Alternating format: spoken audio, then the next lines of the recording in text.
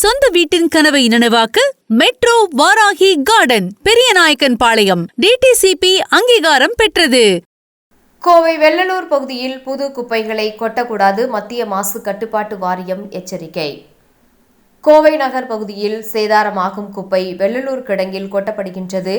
20 ஆண்டுகளுக்கு மேலாக கொட்டி வருவதால் சுகாதார சீர்கேடு ஏற்பட்டு வருகிறது. இது தொடர்பாக தென் மண்டல பசுமை தீர்ப்பாயத்தில் வழக்கு தொடரப்பட்டு விசாரணை நடந்து வருகின்றது. இதற்கு முன் நடந்த வழக்கில் 2018 அக்டோபர் 3 தேசிய பசுமை தீர்ப்பாயம் அளித்த தீர்ப்பை மாநகராட்சி நிர்வாகம் செயல்படுத்தவில்லை. வெள்ளலூர் சுற்று வட்டார பகுதிகள் சுற்றுச்சூழல் வெகுவாக பாதிக்கப்பட்டிருக்கிறது என மத்திய சுற்றுச்சூழல் அமைச்சகத்திற்கு குறிச்சி வெள்ளலூர் மாசு கட்டுப்பாட்டு குழுவினர் கடிதம் எழுதியுள்ளனர். மத்திய மாசு கட்டுப்பாட்டு வாரியத்தினர் வெள்ளலூர் குப்பை கிடங்கில் ஆய்வு செய்தனர். அவர்களுடன் தமிழ்நாடு மாசு கட்டுப்பாட்டு வாரியத்தினர், மாநகராட்சி அதிகாரிகளும் வந்திருந்தனர்.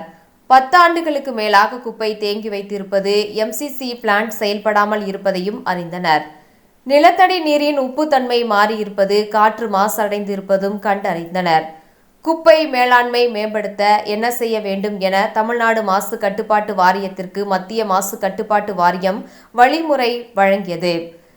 இதன் நகல்களை தகவல் அறியும் உரிமை சட்டத்தில் கேட்டு பெற்றுள்ளனர். அதில் வெள்ளலூர் 9 லட்சம் கியூபிக் டன் பழைய குப்பை தேங்கி உள்ளது. தரம் பிரிக்காமல் கிடந்திருக்கும் குப்பைகளும் இருந்து வருகின்றது. தினமும் 110 டன் திறந்த வழியில் கொட்டப்படுகின்றது.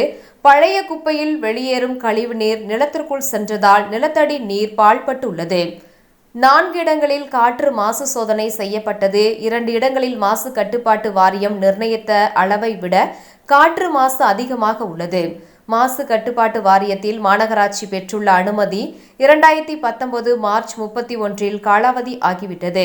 காய்கறி கழிவில் உரம் தயாரிக்கும் மையம், சிறிய அளவில் எரிவாயு தயாரிக்கும் மையம் அனுமதியின்றி செயல்படுகின்றன.